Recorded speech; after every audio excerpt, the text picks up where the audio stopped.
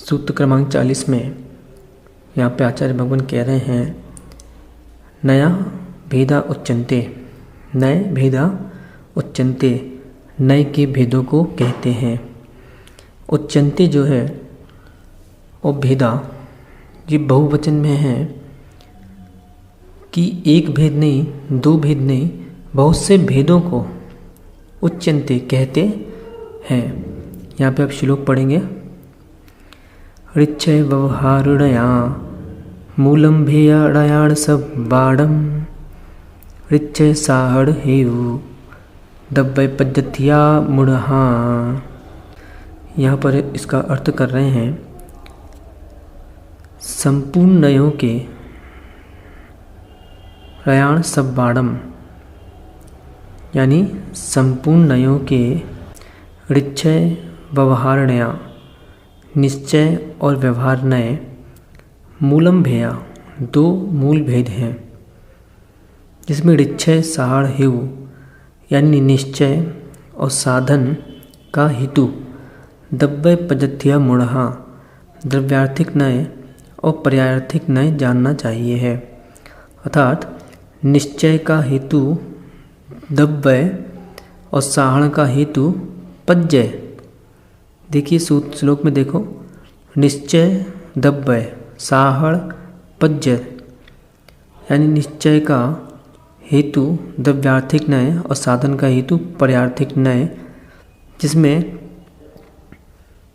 पर्यायार्थिक नय अर्थात व्यवहार नय और द्रव्यार्थिक नय अर्थात निश्चय नय। यहाँ पर ये कहना चाह रहे हैं कि व्यवहार पर्याय के आश्रय है और निश्चय नय द्रव्य के आश्रय है, अर्थात निश्चय नय का विषय द्रव्य है और व्यवहार नय का विषय पर्याय है। सूत्र क्रमांक 41 में नय के भेद कह रहे हैं। यूँ तो उमा स्वामी महाराज ने तत्वार्थ सूत्र जी ग्रंथ में नय के 7 भेद कहे हैं। नयगम, संग्रह, व्यवहार, ऋजुसूत्र, शब्द, समय विरूढ़ एवं भूत।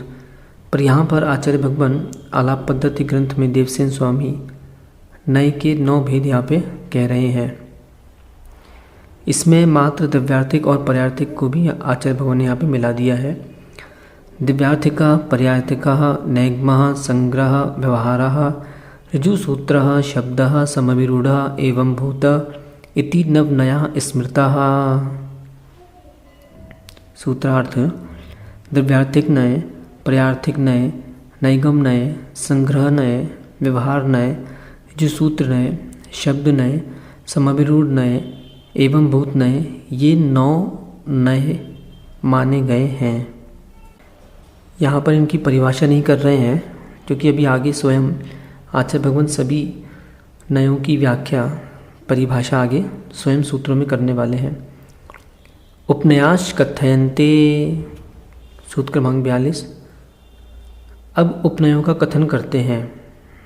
उपनय, उपनय क्या होता है? नयानाम समीपा उपनया, सूत्र क्रमांक 43। अर्थात जो नयों के समीप में रहे वे उपनय कहलाते हैं। ये जो उपनय हैं ये वस्तु के यथार्थ धर्म का कथन करते हैं, अयथार्थ धर्म का कथन नहीं करता, इसलिए इसके द्वारा भी वस्तु का यथार्थ बोध होता है। उपनय भेदों का कथन करने के लिए आगे का सूत्र यहाँ पे कह रहे हैं।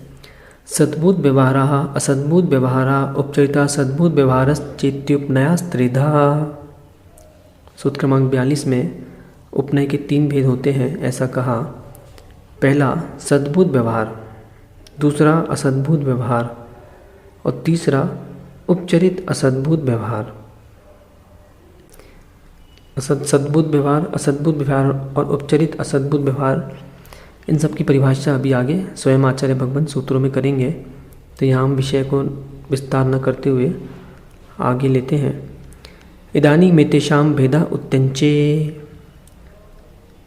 इदानीमेतेषां भेदा उच्यन्ते, सूत्र क्रमांक 45 में कह रहे हैं अब उनके, इदानीम तेषाम, इदानीम अर्थात अब, तेषाम एतेषाम किसके, उनके, उनके किसके, जो पूर्व में व्याख्या की नयों और उपनयों के भेदा उच्यन्ते भेदों को कहते हैं।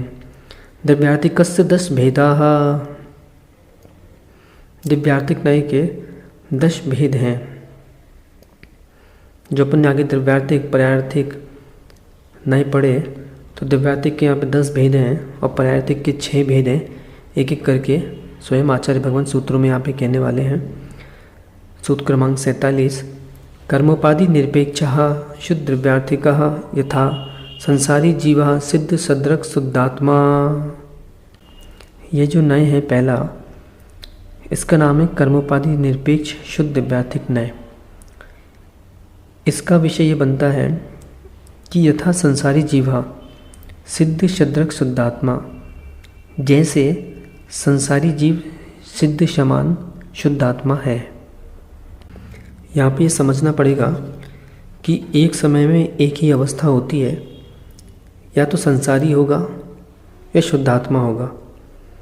ये संसारी जीव शुद्ध नहीं हो सकता और शुद्ध जीव संसारी नहीं हो सकता। अब ये जो इस नय का विषय है, संसारी अवस्था की अपेक्षा से तो इस नय का विषय सत्य नहीं है। तथापि यदि हम शुद्ध दृष्टि से देखें, शुद्ध द्रव्य दृष्टि से, तो इस नय का विषय सत्य है। यहाँ पे ये कह रहे हैं कि कर्मों के बीच में पड़ा हुआ जो जीव है, जैसे भी तुम हो, अभी तुम शुद्ध नहीं हो, अभी तेरी जो आत्मा है वह कर्मों से लिप्त है, जो कि संसारी है। दिख ही रहा है ना हमें तो साफ साफ कि संसार में है, मतलब अभी आत्मा अशुद्ध है, कर्म सहित है, कर्म सापेक्ष है। एक शब्द यहाँ, 2 शब्द यहाँ सीख लें, सापेक्ष अर्थात सहित और निरपेक्ष अर्थात रहित। अब देखना, अभी कर्म की उपाधि लगी हुई है, इसलिए अशुद्ध है। परंतु ये जो नय है, ये नय क्या कहता है कि कर्मोपाधि सहित है, फिर भी शुद्ध द्रव्यार्थिक नय से उस जीव को कर्मोपाधि से रहित शुद्ध बतलाया गया है। संक्षिप्त में समझ गए कि अशुद्ध आत्मा को शुद्ध आत्मा बतलाना, यह इस सूत्र का कार्य है कि संसारी जीव को शुद्धात्मा कहना शुद्ध द्रव्यार्थिक नय का यह प्रथम भेद है। अब यह द्वितीय भेद कह रहे हैं, उत्पाद वै गौणत्वेन सत्ताग्राहका शुद्ध द्रव्यार्थिको यथा द्रव्यम नित्यम। सूत्र क्रमांक 48। सूत्र क्रमांक 48 के पहले यहाँ पे एक बात ये समझना होगी कि विवक्षा 2 प्रकार से होती है।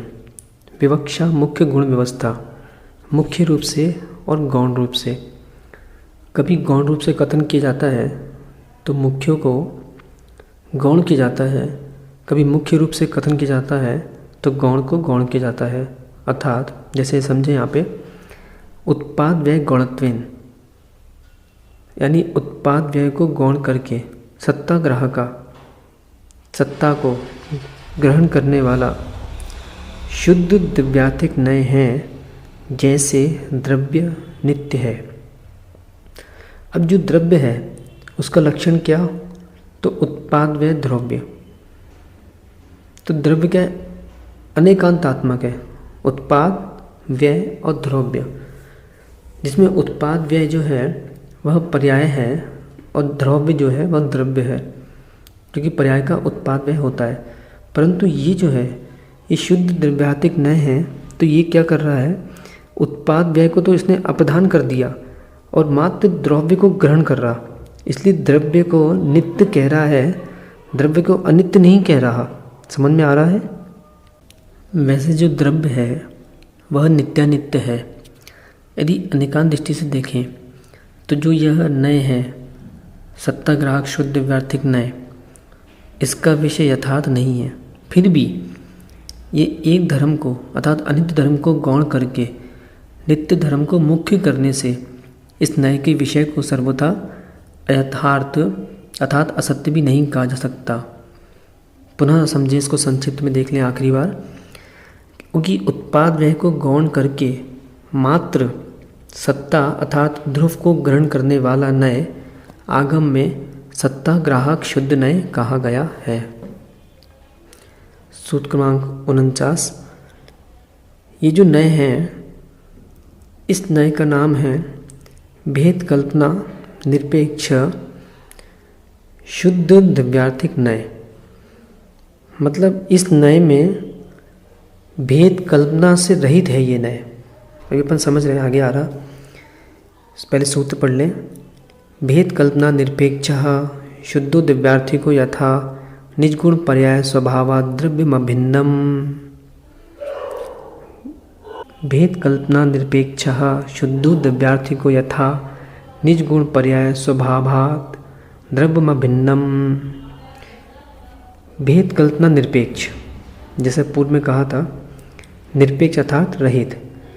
इसमें भेद कल्पना रहित शुद्ध दिव्यार्थिक नय, जैसे निज गुण से, निज पर्याय से, निज स्वभाव से द्रव्य जो है वह अभिन्न है। वैसे देखा जाए तो संख्या लक्षण और प्रयोजन की अपेक्षा से गुण द्रव्य में, पर्याय द्रव्य में, स्वभाव द्रव्य में भेद है, किंतु प्रदेशत्व की अपेक्षा से गुण द्रव्य में, पर्याय द्रव्य में, स्वभाव द्रव्य में भेद नहीं है। अर्थात अनेकांत रूप से तो द्रव्य भेद अभेदात्मक है। द्रव्य कैसा है? भेद अभेदात्मक है। परंतु यहाँ पर अभी अपन ने कहा था दृष्टि, यहाँ पर क्या कर रहे हैं? भेद दृष्टि को गौण कर दिया। भेद कल्पना निरपेक्ष अर्थात भेद कल्पना से रहित, मात्र एक दृष्टि देख रहे हैं, अभेद दृष्टि। देखो जैसे दो आंखें हैं, दो आंखों से यहाँ चित्रपट पे दो फल रखे हैं, केला और सेब फल। अब एक आंख बंद करो तो क्या दिख रहा? सेब फल। और एक आंख बंद करो तो क्या दिख रहा? केला। और दोनों आंख खोलो तो क्या दिख रहा हमको? केला सेब फल। तो ऐसी अनेकांत दृष्टि से तो फल केला सेब फल, और एकांत दृष्टि से एक को गौण कर दें, जैसे केला को गौण किया तो सेब फल, सेब फल को गौण किया तो केला। ऐसी अनेकांत दृष्टि से द्रव्य भेद अभेदात्मक, यदि एक दृष्टि से देखा तो अभेद, एक दृष्टि से देखा तो भेद।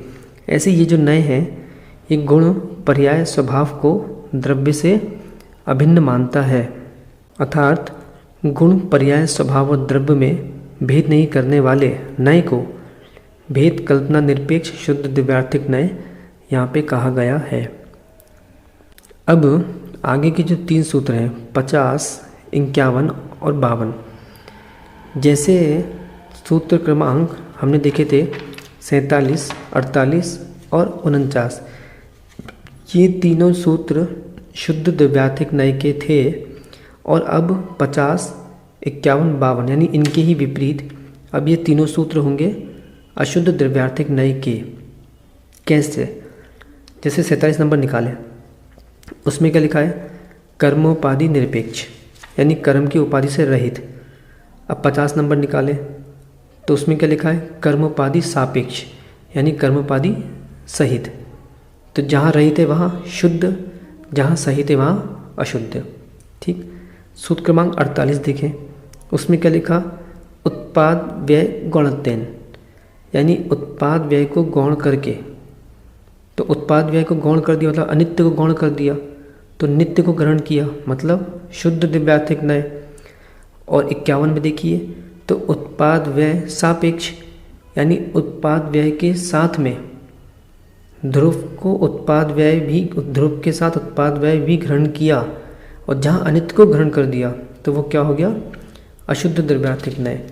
ऐसे ही सूत्र क्रमांक 52 में देखिए भेद कल्पना सापेक्ष, और 49 में क्या था? भेद कल्पना निरपेक्ष। तो जहाँ भेद कल्पना रहित कहा, यानी अभेद को ही ग्रहण किया, तो वो क्या था? शुद्ध द्रव्यार्थिक नय। और यहाँ भेद कल्पना सहित, यानी भेद कल्पना सापेक्ष, भेद कल्पना को ले लिया, और जहाँ भेद हुआ वहाँ पे अशुद्ध द्रव्यार्थिक नय। ठीक है। अब क्रम से इसको समझें। अभी यहाँ संक्षिप्त व्याख्या कर दी है। सूत्र क्रमांक 50 निकालें। कर्मोपाधि सापेक्षो अशुद्ध द्रव्यार्थिको यथा क्रोधादि कर्मज भाव आत्मा। क्रोधादि कर्मज भाव आत्मा, कर्मज अर्थात कर्मजनित क्रोधादि भाव रूप आत्मा है। फिर से सुने, यथा जैसे कर्मजनित क्रोधादि भाव रूप आत्मा है। ये किसका निज विषय बनेगा? तो कर्मोपाधि सापेक्ष अशुद्ध नय का विषय बनेगा। क्यों? क्योंकि इसमें कर्म सहित आत्मा को ग्रहण किया है। कर्मोपाधि सापेक्ष, कर्म की उपाधि से सहित अशुद्ध द्रव्यार्थिको, अशुद्ध द्रव्यार्थिक नय का विषय यह बनता है। ये संसारी प्राणी अनादिकाल से पौद्गलिक कर्मों से बंधा हुआ है। तत्वार्थ सूत्र में आचार्य उमा स्वामी जी ने सूत्र भी दिया है, अनादि संबंधी च, अर्थात जो पूर्व में कहे दो शरीर हैं, कार्मण और तेजस, इनका इस आत्मा से अनादि से संबंध है। और जो द्वितीय अध्याय तत्वार्थ सूत्र में जीव का एक भाव कहा, औदिक भाव, तो संसारी जीव में कर्म जनित है और ये निरंतर होते रहते हैं। और ये जो औदिक भाव है ये जीव के स्वतत्व हैं।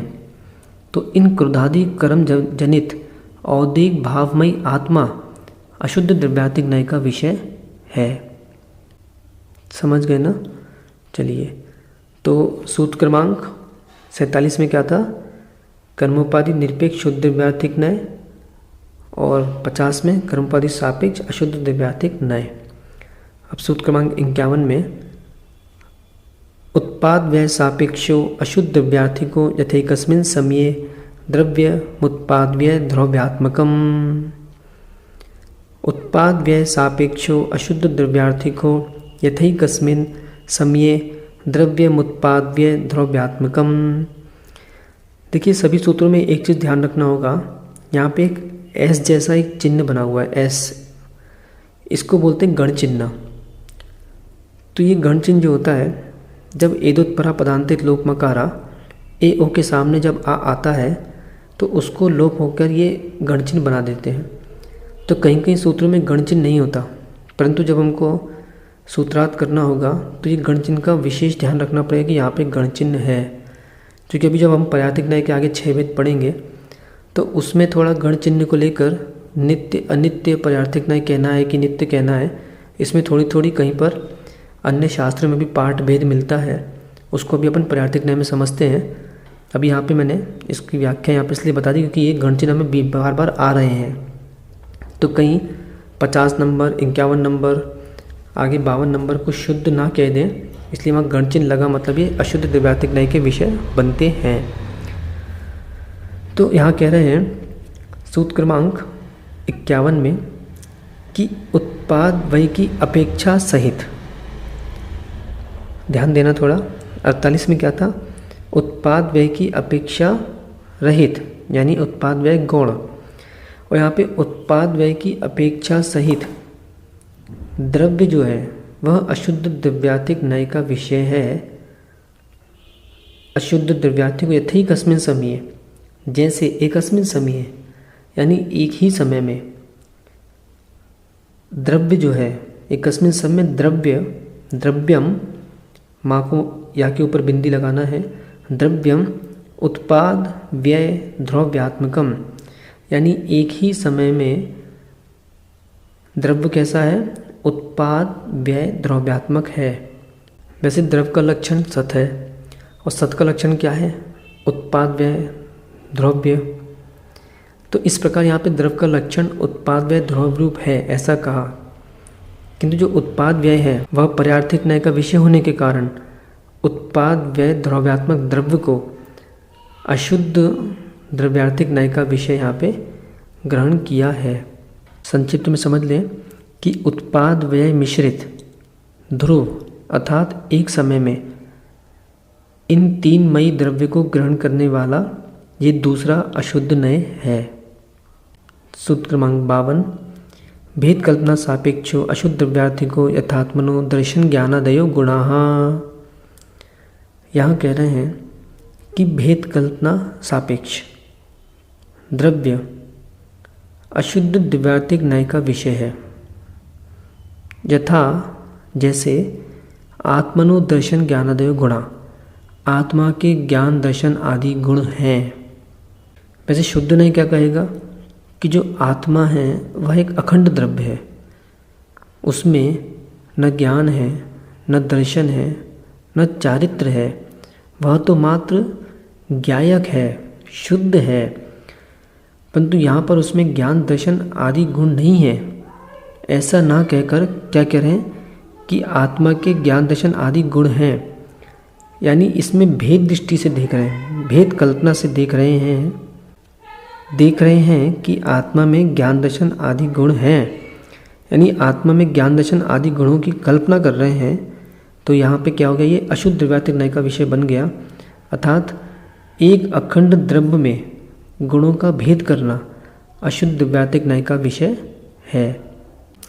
अब यहाँ सूत्र क्रमांक 53 में अन्वय सापेक्ष द्रव्यात्मक न्याय का कथन कर रहे हैं। अन्वय सापेक्षो द्रव्यार्थिको यथा गुण पर्याय स्वभावम द्रव्यम। संपूर्ण अन्वय सापेक्षो द्रव्यार्थिको, यानी अन्वय सापेक्ष द्रव्यार्थिक का कथन है जैसे गुण पर्याय स्वभावम द्रव्यम, गुण पर्याय स्वभावों में द्रव्य, यानी संपूर्ण गुण पर्याय और स्वभावों में द्रव्य को अन्वय रूप से ग्रहण करने वाला नय है। जैसे यह द्रव्य है, यह द्रव्य है, ऐसा अन्वय रूप से द्रव्य की स्थापना करता है, वह अन्वय द्रव्यार्थिक नय है। जैसे यहाँ पे माना कि एक सोने का कड़ा रख दो, एक घड़ी रख दो, एक माला रख दो, एक अंगूठी रख दो, तो उसमें क्या कहना, अन्वय, यानी उसमें अन्वय रूप से है, ये स्वर्ण है, यह स्वर्ण है, यह स्वर्ण है। तो इस प्रकार ये अन्वय द्रव्यार्थिक न्याय का विषय बनता है। जैसे देव पर्याय हैं, देव, मनुष्य, त्रियंच आदि में यह जीव है, यह जीव है, यह जीव है, इस प्रकार से कल्पना करना ये अन्वय द्रव्यार्थिक न्याय का विषय है।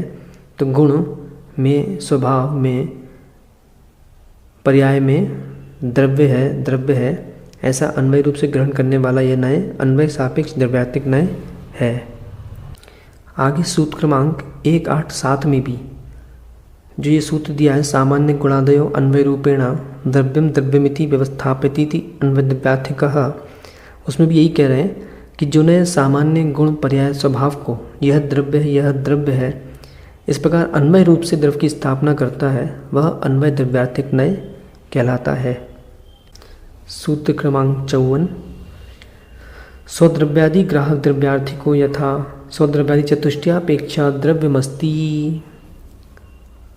स्वद्रव्यादि ग्राहक द्रव्यार्थिक न्याय का विषय क्या बनता है, स्वद्रव्यादि चतुष्टय, यानी स्वद्रव्य, स्वक्षेत्र, स्वकाल, स्वभाव की अपेक्षा द्रव्यमस्ति, द्रव्यम अस्ति, यानी द्रव्य को अस्ति कहना, द्रव्य को अस्थि रूप से ग्रहण करने वाला न्याय, इस स्वद्रव्यादि ग्राहक द्रव्यात्मक न्याय कहा जाता है। मतलब वस्तु का अस्तित्व पर द्रव्यादि की विवक्षा नहीं करना, वस्तु का अस्तित्व जो है वो स्वद्रव्यादि से ही बताना। जिस न्याय का अभिप्राय है वह स्वद्रव्यादि ग्राहक द्रव्यात्मक न्याय कहलाता है।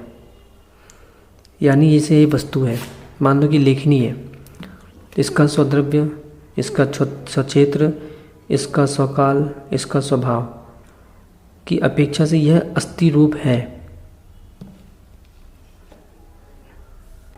यानी इसका अस्तित्व है। सूत्र क्रमांक 55 पर द्रव्यादि ग्राहक द्रव्यात्मक न्याय। अभी समझ में आ रहा है, इस सूत्र में बोल देता हूँ, फिर दोनों सूत्र एक साथ समझ में आ जाएंगे। पर द्रव्यादि ग्राहक द्रव्यार्थिको यथा पर द्रव्यादि चतुष्टयापेक्षा द्रव्यम नास्ति। यहाँ पे कह रहे हैं, फिर से सूत्र पढ़ लें, पर द्रव्यादि ग्राहक द्रव्यार्थिको यथा पर द्रव्यादि चतुष्टयापेक्षा द्रव्यम नास्ति, यानी पर द्रव्य, पर क्षेत्र, पर काल, पर स्वभाव की अपेक्षा से द्रव्य नास्ति रूप है। द्रव्य कैसा है, अस्ति नास्ति। अनेकांत दृष्टि से देखेंगे तो द्रव्य कैसा है, एकांत दृष्टि से देखेंगे तो द्रव्य अस्ति नास्ति रूप है। तो यहाँ पे स्वद्रव्य आदि की अपेक्षा नहीं कर रहे, मतलब पर द्रव्य, पर क्षेत्र, पर काल, पर भाव की अपेक्षा से द्रव्य के नास्तित्व को कथन करने वाला ये नय है। मतलब जैसे वस्तु है तो उसमें अन्य वस्तु की नास्तित्व को बताता है। अब सुनिए ध्यान से, सूत्र क्रमांक जो हमने पूर्व में देखा 55 और उसके पूर्व क्या देखा था 54, अर्थात स्वद्रव्यादि और परद्रव्यादि। जैसे अब ये देखिए लेखनी है और ये क्या है माला। तो ये जो नय है लेखनी, तो ये कहता है कि माला द्रव्य, माला क्षेत्र, माला काल और माला पर्याय, अर्थात मालादि रूप से लेखनी नास्ति है। और लेखनी द्रव्य, लेखनी क्षेत्र, लेखनी काल, लेखनी पर्याय अर्थात लेखन आदि रूप जो हैं उससे माला नास्ति है। सार इतना समझ लें कि लेखनी में माला की नास्ति, लेखनी में लेखनी की अस्ति यानी अस्तित्व है। लेखनी में लेखनी का तो अस्तित्व है, यह लेखनी है, यह लेखनी है, परंतु क्या नहीं है, माला नहीं है। यह माला है परंतु क्या नहीं है, लेखनी नहीं है। यानी लेखनी में लेखनी की अस्ति, लेखनी में माला की नास्ति, माला में लेखनी की नास्ति, माला में माला की अस्ति। माना दो जीव बैठे हैं तो एक जीव में मान लो, चलो दो जीव मान लो, एक आस्तिक्य है और एक प्रणीत है। आस्तिक्य में प्रणीत की नास्ति, प्रणीत में आस्तिक्य की नास्ति, आस्तिक्य में आस्तिक्य की अस्ति, प्रणीत में प्रणीत की अस्ति। तो ऐसी जो स्वद्रव, स्वच्छेद, स्वकल, स्वभाव रूप जो कहता है वो द्रव्य अस्ति रूप है। द्रव्य द्रव्यम अस्ति ये पहला नय और द्रव्यम नास्ति ये दूसरा नय। सूत्र क्रमांक 55 का। सूत्र क्रमांक 56 में परम भाव ग्राहक द्रव्यार्थिक नय का विषय अब यहाँ कह रहे हैं। परम भाव ग्राहक द्रव्यार्थिको यथा ज्ञान स्वरूप आत्मा अत्रानेक स्वभावानां मध्ये ज्ञानाख्य परम स्वभावो गृहीतः। अर्थात यथा ज्ञान स्वरूप आत्मा, ज्ञान स्वरूप आत्मा ऐसा कहना परम भाव ग्राहक द्रव्यार्थिको, परम भाव ग्राहक द्रव्यार्थिक नय का विषय है। क्यों? क्योंकि अत्र अनेक स्वभावानाम, यानी इसमें जीव के अनेक स्वभावों के मध्य में से ज्ञानाख्य, ज्ञान आख्य यानी ज्ञान नामक परम स्वभाव को ही ग्रहण किया गया है। यानी न इसमें शुद्ध का उपचार है न इसमें अशुद्ध का उपचार है। इन शुद्ध अशुद्ध के उपचार से रहित जो नय द्रव्य के स्वभाव को ग्रहण करता है वह परम भाव ग्राहक द्रव्यार्थिक नय है। यद्यपि जैसे आत्मद्रव्य है वह संसारी और मुक्त पर्यायों का आधार है, फिर भी आत्मद्रव्य जो है वह कर्मों के बंध और मोक्ष का कारण नहीं होता। यह परम भाव ग्राहक द्रव्यार्थिक नय है। अथवा आत्मा जो है वह कर्म से उत्पन्न नहीं होता और ना कर्म क्षय से उत्पन्न होता है। ऐसे द्रव्य के भाव को बतला रहा है कि मात्र अनेक स्वभावों को छोड़ दिया, मात्र क्या कह रहा है, ज्ञान स्वरूप आत्मा, ज्ञान नामक परम भाव का ही यहाँ पे ग्रहण करता है जो नय, उसका नाम परम भाव ग्राहक द्रव्यार्थिक नय कहा। इस प्रकार ये द्रव्यार्थिक नय के 10 भेद यहाँ पर पूर्ण हुए। अब पर्यार्थिक नय के 6 भेद यहाँ पर कथन करेंगे। सूत्र क्रमांक 57 अथ पर्यार्थिकस्य षड् भेदाः। अब यहाँ पर पर्यार्थिक नय के 6 भेदों का कथन करते हैं। सूत्र क्रमांक 58 अनादि नित्य पर्यायार्थिको यथा पुद्गल पर्यायो नित्योर्मेवादी ही। पहला नय पर्यायवार्तिक नय का अनादि नित्य पर्यायवार्तिक नय, यथा जैसे मेरु आदि पुद्गल की पर्याय नित्य है।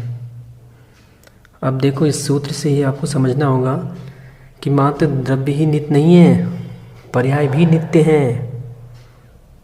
कौन सी पर्याय? तो मेरु आदि से लेना है, कुलाचल पर्वत ले लो, अकृत्रिम जिनबिंब जिनालय और भी सूर्य विमान, चंद्र विमान आदि, ये सब पुद्गल की पर्याय हैं। कब से हैं? अनादिकाल से। और कब तक रहेंगी? अनंत काल तक रहेंगी। इनका कभी भी विनाश नहीं होगा। अतः ये अनादि नित्य पर्यायवार्तिक नय के विषय बनते हैं, जो कि सभी पर्याय विनाश को प्राप्त हो ऐसा एकांत नहीं है। मात्र पर्याय विनाशी हैं ऐसा नहीं कह सकते, पर्याय अविनाशी भी हैं। तो यह विषय किसका बनता? अनादि नित्य पर्यायवार्तिक नय का विषय बनता है।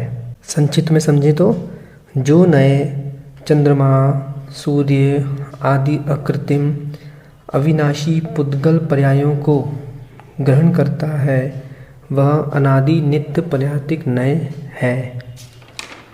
और भी जो तत्व सूत्र में लिखे हैं, भरत आदि क्षेत्र हैं, हिमवन आदि पर्वत हैं, पद्म सरोवर हैं, ठीक है ना, और मोक्षशिला है, व्यंतरों के विमान हैं, नरक के पटल हैं, ये सब जितनी भी ये सब क्या है? अनादि से हैं और अनिधन, इनका कभी निधन नहीं होगा, ये नित्य हैं, इनका कभी अंत नहीं होगा। इसलिए अनादि नित्य पर्यायवार्तिक नय के ये सब विषय बनते हैं। सादि नित्य पर्यायार्थिको यथा सिद्ध पर्यायो नित्याः। सूत्र क्रमांक 59 5-9। सादि नित्य पर्यायवार्तिक नय यथा जैसे सिद्ध पर्याय नित्य है। वैसे पर्यायवार्तिक नय के प्रथम भेद का विषय जो था वो अनादि नित्य पर्यायवार्तिक नय था, और दूसरा भेद जो है वो सादि नित्य पर्यायवार्तिक नय है। जो सिद्ध पर्याय है वो कोई अनादि नहीं है, ध्यान रखना। सिद्ध भगवान बनते हैं। ज्ञानावर्णादि 8 कर्मों का क्षय जब होता है तब जाके सिद्ध पर्याय प्रकट होती है। अर्थात जो सा आदि जिसकी आदि हो वह सादि, यानी सिद्ध पर्याय की सादी आदि होती है। ज्ञानावर्णादि 8 कर्मों का क्षय करने के बाद यह उत्पन्न होती है, इसलिए सादी। और इस पर्याय का कभी भी नाश नहीं होगा। एक बार सिद्ध बन गए, चाहे कितने ही कलिकाल आ जाए, चाहे कितने ही कल्पकाल आ जाए, चाहे कुछ भी हो जाए, एक बार परमात्मा बन जाने के बाद पुनः संसारी नहीं होते। तो इसलिए अब इनका कभी नाश नहीं होगा, तो ये क्या होगा? नित्य। इस प्रकार ज्ञानादि कर्म के क्षय से उत्पन्न होने वाला क्षयिक ज्ञान, दर्शन कर्म क्षय से उत्पन्न होने वाला क्षयिक दर्शन, मोहिनी कर्म के क्षय से उत्पन्न होने वाला क्षयिक सम्यक दर्शन और क्षयिक चारित्र तथा अनंत सुख, अनंतराय कर्म के क्षय से उत्पन्न होने वाले क्षयिक दान, लाभ, भोग, उपभोग, वीर, ये सब क्षयिक भाव भी सादि नित्य पर्याय हैं। तो क्या हुआ? इस नय का विषय सिद्ध पर्याय नित्य है, सादि नित्य पर्यायवार्तिक नय। सूत्र क्रमांक 60 में आपको याद होगा कि जब हमने पीछे द्रव्यार्तिक नय के विषय पढ़े थे तो उसमें सूत्र क्रमांक जो 48 था, देखिए उसको दोबारा। उसमें हमने क्या किया था? उत्पाद व्यय वह नित्य है और सत्या वह अनित्य है और सत्ता नित्य है। तो उसमें हमने जब उत्पाद व्यय को गौण किया था और सत्ता को ग्रहण किया था तो वो क्या बन गया था? शुद्ध द्रव्यार्तिक नय। और उसी का विपरीत यहाँ पे हम क्या कर रहे हैं कि यहाँ पे सत्ता को ग्रहण नहीं कर रहे, सत्ता को गौण कर दिया और उत्पाद व्यय को ग्रहण कर रहे हैं। तो ये फिर क्या हो जाएगा? शुद्ध पर्यायवार्तिक नय, अनित्य शुद्ध पर्यायवार्तिक नय, क्योंकि उत्पाद व्यय अनित्य है। और जब पर्याय का विषय करेंगे तो पर्यायवार्तिक अपेक्षा से जब द्रव्य को गौण करेंगे तो शुद्धता आती है, और द्रव्यार्तिक नय में जब पर्याय को गौण करते तो शुद्धता आती है। ठीक, सूत्र पढ़ें। सत्ता गौणत्वेन नोत्पाद व्यय ग्राहक स्वभावो अनित्य शुद्ध पर्यायार्थिको यथा सम्यम प्रति पर्याया विनाशिनः। सत्ता गौणत्वेन, सत्ता को गौण करके, उत्पाद व्यय ग्राहक यानी उत्पाद व्यय का ग्राहक, उत्पाद व्यय को ग्रहण करने वाला जो नय है। यहाँ पे देखो गणचिन्ह लगा है भावों के बाद, कहीं कहीं शास्त्र में नहीं मिलता तो यहाँ पे गणचिन्ह लगाना है। अनित्य शुद्ध पर्यायार्थिक नय यथा, जैसे सम्यम सम्यम प्रति पर्याय विनाशिनः, प्रति समय पर्याय विनाश होती है। यानी द्रव्य को गौण करके उत्पाद व्यय को ग्रहण करने वाला नय अनित्य शुद्ध पर्यार्थिक नय यह है। सूत्र क्रमांक 60। अब पिछले सूत्र में हमने क्या देखा था, जब हमने सूत्र क्रमांक 51 में, उसमें देखा था अपन ने कि उत्पाद व्यय सहित, जब उत्पाद व्यय सहित हुआ था तो जो शुद्ध व्याथिक नय था वह अशुद्ध हो गया, क्योंकि उत्पाद व्यय ले लिया। ऐसे ही पर्याय में जब सत्ता को ले लेंगे तो वो क्या हो जाएगा, अशुद्ध। समझ रहे ना, सत्ता को गौण करा तो शुद्ध, और सत्ता को सहित ले लिया, सत्ता सापेक्ष लिया तो अशुद्ध। सूत्र पढ़े 61 नंबर का। सत्ता सापेक्ष स्वभावो नित्याशुद्ध पर्यायार्थिको यथा एकस्मिन् समये त्रयात्मकः पर्यायः। यहाँ पे थोड़ा कहीं पाठभेद मिलता है। यहाँ पे जो स्वभावों के बाद बीच में थोड़ा स्थान खाली रहता है तो वहाँ पे गण चिन्ह होना चाहिए, क्योंकि मूल कृति में मैंने भी पढ़ा है कि गण चिन्ह है, पर कहीं कहीं पाठभेद करते हैं तो फिर इसको स्वयं मूल कृति से देखकर लगा लेना चाहिए है। तो यहाँ कह रहे हैं सत्ता सापेक्ष स्वभावो, ध्रुव की अपेक्षा सहित ग्रहण करने वाला अनित्य अशुद्ध, जो कि सत्ता ले ली ना, देखिए लिखा है, क्या लिखा है, नित्या, तो नित्य, अनित्य बीच में गणचिन्ह भी है तो अनित्य, और या का आ निकाल लो तो अशुद्ध पर्यायार्थिक नय है।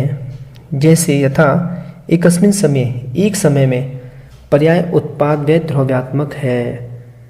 पूर्व में क्या पढ़ा था, द्रव्य उत्पाद व्यय द्रव्यात्मक है, यहाँ पे पर्याय उत्पाद व्यय द्रव्यात्मक है। तो क्या हुआ, यहाँ पे उत्पाद व्यय ध्रुव ये तीनों एक समय में होते हैं। उन उत्पाद व्यय ध्रुव से युक्त सत्ता को जो नय ग्रहण करता है वह अनित्य अशुद्ध पर्यार्थिक नय है। सूत्र क्रमांक 62। कर्मोपाधि निरपेक्ष स्वभावो अनित्य शुद्ध पर्यायार्थिको यथा सिद्ध पर्याय सदृशा शुद्धः संसारिणाम पर्यायः। कर्मोपाधि निरपेक्ष यानी कर्म की उपाधि से रहित ग्रहण करने वाला जो नय है वह अनित्य शुद्ध पर्यार्थिक नय है। यहाँ भी बीच में गणचिन्ह होगा। अनित्य शुद्ध पर्यार्थिक नय, जैसे संसारी जीवों की पर्याय सिद्ध समान शुद्ध है। पूर्व में क्या कहा था, सूत्र क्रमांक याद है किसी को, निकालें सूत्र क्रमांक 47। उसमें क्या कहा था कि कर्मोपाधि निरपेक्ष शुद्ध व्यात्य संसारी जीव सिद्ध सदृश शुद्धात्मा। वहाँ पे जीव को कहा था सिद्ध के समान शुद्ध है, यहाँ पर्याय को कह रहे हैं कि संसारी जीव की पर्याय सिद्ध के समान शुद्ध है। तो ये पर्यार्थिक नय का विषय इसलिए अनित्य है, और पर्याय को कह रहे हैं शुद्ध है तो ये शुद्ध है, इसलिए शुद्ध पर्यार्थिक नय है। संक्षिप्त में क्या हुआ, संसारी जीवों की पर्यायों को जो नय सिद्ध समान शुद्ध कहता है वह अनित्य शुद्ध पर्यार्थिक नय है। अब दो भेद समझ लें। संसारी जीव को सिद्ध समान शुद्ध कहना ये शुद्ध व्यातिक नय का विषय है, और संसारी जीव की पर्याय को सिद्ध समान शुद्ध कहना ये शुद्ध पर्यार्थिक नय का विषय है। कर्मोपाधि सापेक्ष स्वभावो अनित्य शुद्ध पर्यायार्थिको यथा संसारणम उत्पत्ति मरणे स्तः। सूत्र क्रमांक 63। अनित्य शुद्ध पर्यार्थिक नय, अनित्य शुद्ध नहीं, अनित्य अशुद्ध पर्यार्थिक नय। इसके पूर्व का क्या था, अनित्य शुद्ध।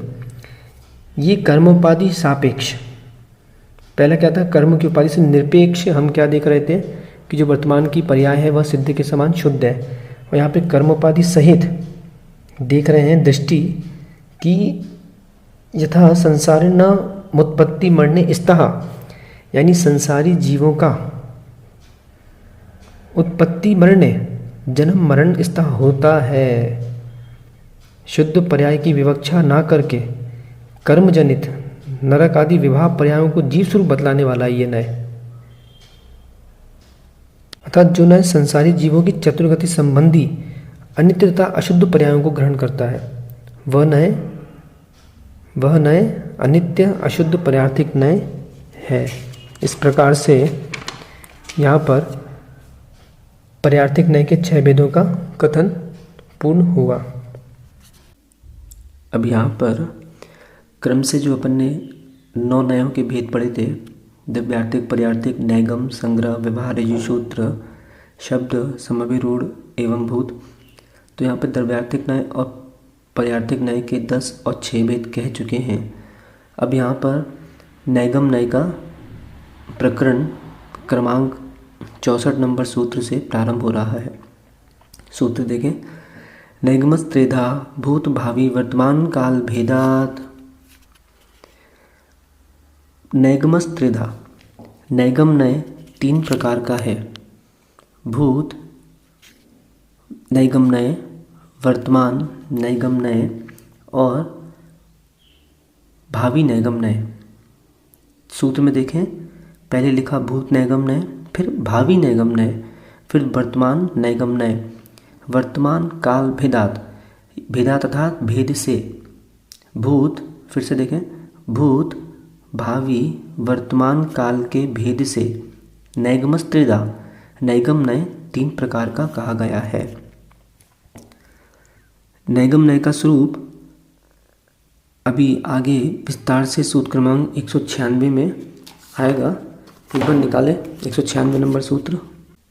यहाँ 196 नंबर सूत्र में नैगम नय का परिभाषा कह रहे हैं कि नैकम गच्छतीति निगमः निगमो विकल्पस्तत्र भवो नैगमः, अर्थात न एकम, नैकम न एकम गच्छतीति निगमः, जो एक को प्राप्त नहीं होता अनेक को प्राप्त होता है वह निगम है। निगमो विकल्पस्त तत्र भवो नैगमः, और निगम का अर्थ विकल्प है और जो विकल्प को ग्रहण करे वह नैगम नय कहलाता है। और विस्तार से इसकी परिभाषा अन्य ग्रंथों से जान सकते हैं। अभी यहाँ अपन मात्र जो परिभाषा जान रहे हैं वो यहाँ पे मात्र आलाप पद्धति ग्रंथ के अनुसार ही इस परिभाषा को समझ रहे हैं।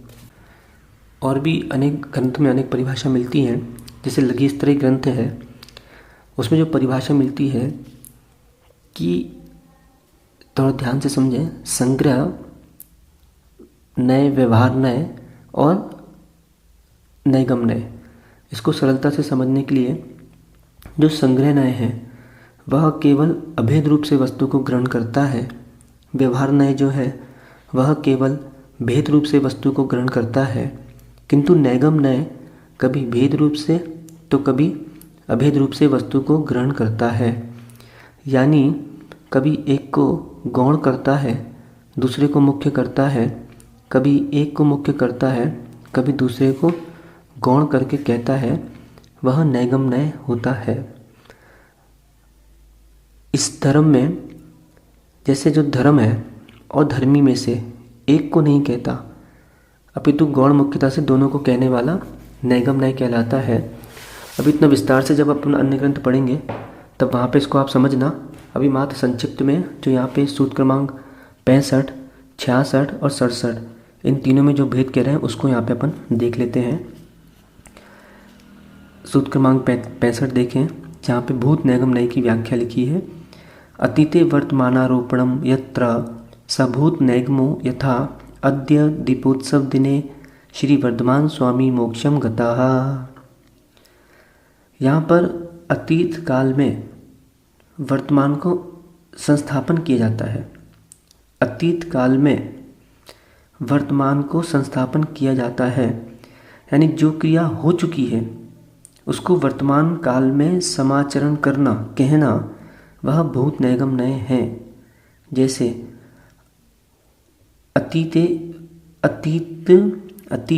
अतीत काल में वर्तमानारोपणम वर्तमान को आरोपण यत्र वह, स वह जहाँ होता है, यत्र यानी जहाँ पर, स वह भूत नैगमो वह भूत नैगम नए हैं, यथा जैसे, अद्य आज, दीपोत्सव दिने दीपावली के दिन, श्री वर्धमान स्वामी मोक्षम गताहा मोक्ष गए हैं।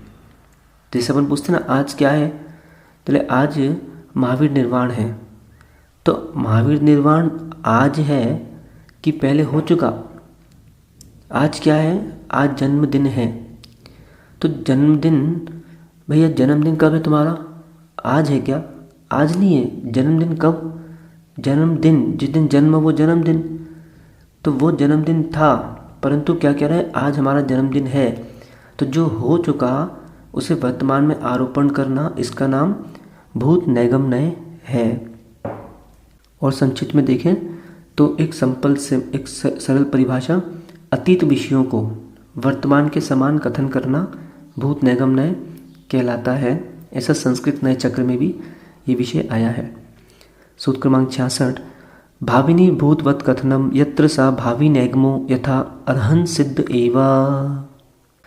अब यहाँ पे क्या कह रहे हैं? जो नए आगामी काल में होने वाली जो पर्याय है उसको अतीत में कथन करता है।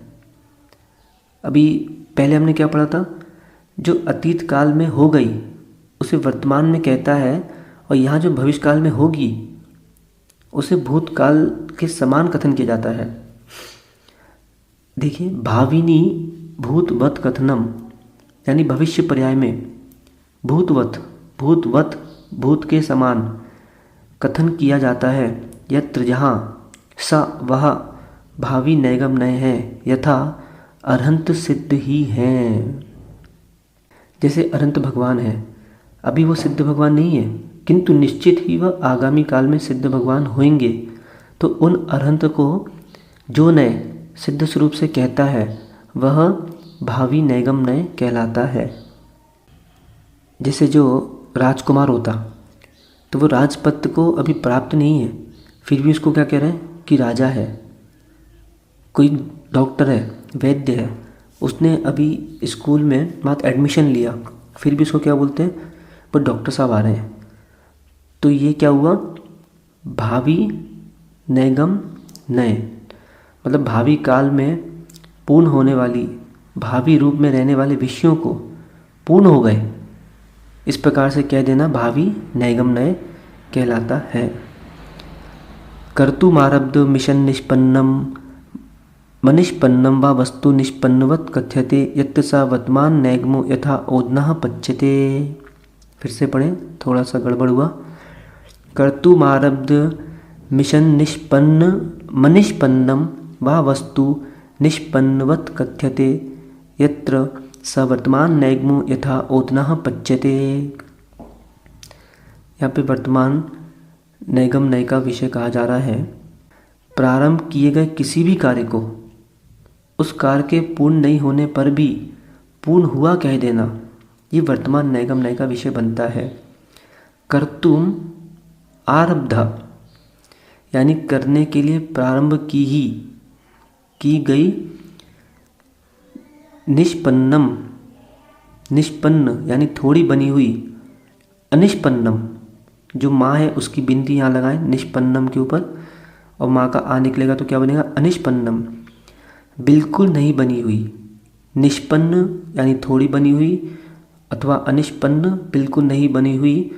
वाह मतलब और, जो बीच में लगेगा निष्पन्न निष्पन्न के, वस्तु को निष्पन्नवत यानी पूर्ण बनी हुई के समान, वत यानी समान, कथ्यते कहा, वह यत्र सा वह वर्तमान नैगम नय है जिसे भात पकाया जाता है। अब जैसे हे माँ, तू घर में अभी भात बनाने की सामग्री एकत्र कर रही है, चावल निकाला तूने, उसके पानी निकाला, उसे प्रासुक कर रही है, तो क्या कर रही है? अभी पानी प्रासुक कर रही है, भात निकाल रही है, और सामने वाले ने पूछा कि मम्मी, माँ तुम क्या कर रही हो? तो तू क्या कहती है? बेटा मैं चावल पका रही हूँ। परंतु उस समय क्या कर रही है?